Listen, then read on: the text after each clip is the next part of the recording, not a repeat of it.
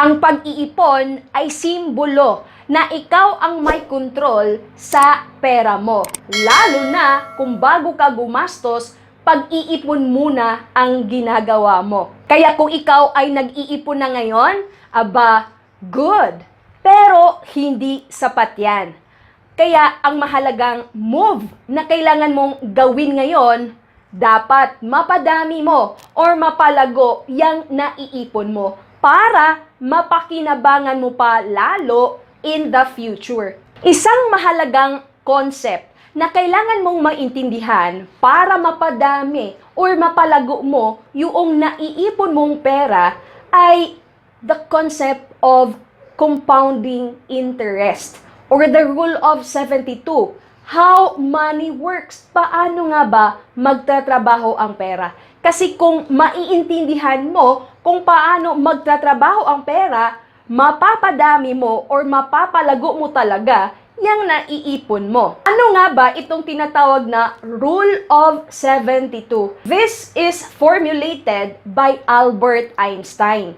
Now, ang sabi niya, you just have to divide the number 72 by the rate of return kung saan mo nilagay ang pera mo at ikaw malalaman mo kung kailan magdodoble or magko-compound ang iyong investment or your money. Now, with this concept, napaka-importanting manuot dapat sa ating isip at puso na ang pera natin kailangan ng panahon para ito ay lumago. Kaya nga, understanding this rule of 72, magkakaroon ka ng kaalaman or ng mga idea kung ano-ano yung mga investment instruments na maaari mong pagpilian para yung naiipon mong pera ngayon, mapadami or mapalago mo.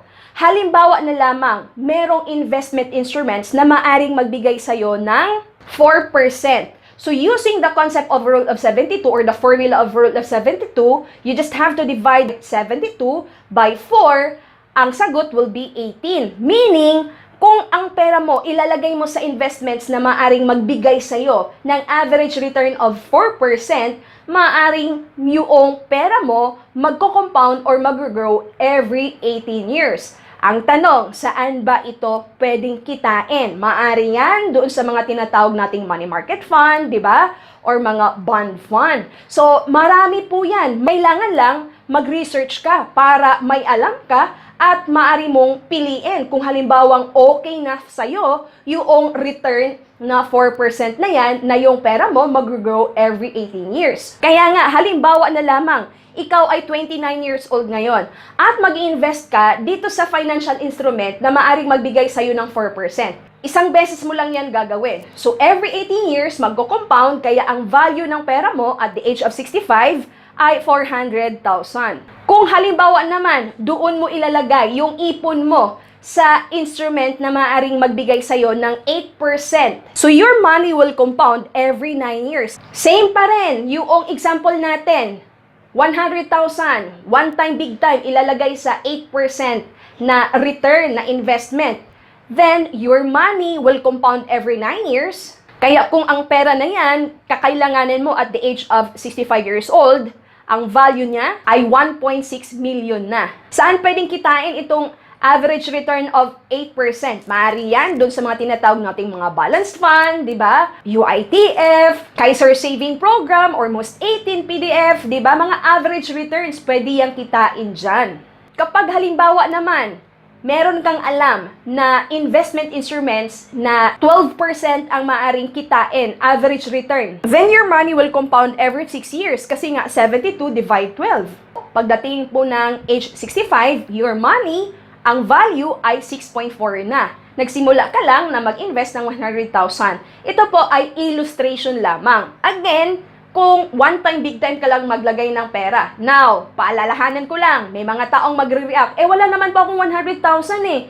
Ito po ay example lamang, di ba? Isang beses niya lang nilagay, at yan po yung magiging value. So, kung halimbawa, ikaw naman ay mag-invest every month, for example, 1,000 pesos, pwede mo rin yang gawin. Kailangan mo lang maintindihan muna yung concept on how money works. Kaya nga, kung gusto mo talagang mapadami yung ipon mo, isang bagay na ikaw lang talaga ang maaaring makapagbigay nito, ay dapat may disiplina ka. Yes, mapapadami mo yung ipon mo kung meron kang disiplina na regular kang mag-iipon, regular kang mag-i-invest ng tama. At mahalaga din na kapag ikaw ay mag-iipon or mag-i-invest, dapat may objective ka para excited ka doon sa gagawin mong pag-i-invest. Talagang nandun yung mindset mo na, yes, mag-iipon talaga ako ngayon para matupad yung objective ko, yung pangarap, yung goals ko. Kasi syempre, paano mo mapadami kung hindi mo naman alam para saan yung pag-iipon mo? Nag-iipon ka lang ba for nothing? Syempre, nag-iipon ka dahil meron kang pinag-iipunan. Ano ba yung pinag-iipunan mo? Syempre, di ba? Halimbawa na lamang bahay or halimbawa na lamang edukasyon ng anak mo. So, syempre, nandun yung disiplina at nandun yung objective na dapat mapadami, hindi dapat makukunan, hindi dapat mababawasan yung ipon na yun kasi nga meron kang objective. At ang objective mo, pag ito ay matutupad mo na, of course, kailangan mo na namang mag-create ng another goal, another pangarap na gusto mong pag-ipunan para ito naman ay matupad. At ito, kung ikaw naman, concern mo, nako, hindi ko ata mapadami yung ipon ko ngayon, lalo na may pandemic, di ba? Nabawasan yung sahod ko, or worse, di ba? Nawala ng trabaho. That's why, kung talaga gusto mong mapadami yung ipon mo, ang kailangan mo ding gawin, dapat may side income ka. Yes, wag na wag kang magre-rely sa sahod mo lamang kung nais mong mapadami ang iyong ipon or investment. Kasi, limitado lang yung income mo sa sahod eh. Kahit na anong sipag mo sa trabaho mo, kahit na anong sipag mo dyan sa iyong pinapasukan, mananatili na fix ang iyong income. That's why you need to have a side business. You have to have a business on the side para meron kang ekstrang kita. Yung ekstrang kita na iyong nare-receive ay maaari mong ilagay sa iyong investment. Meaning, if you have a business, aside sa pagiging empleyado mo, mapapa-expedite talaga yung pag-achieve ng iyong financial goals. Kasi marami kang ipon na maaring ilagay sa investment, so mas marami yung pwedeng mapalago.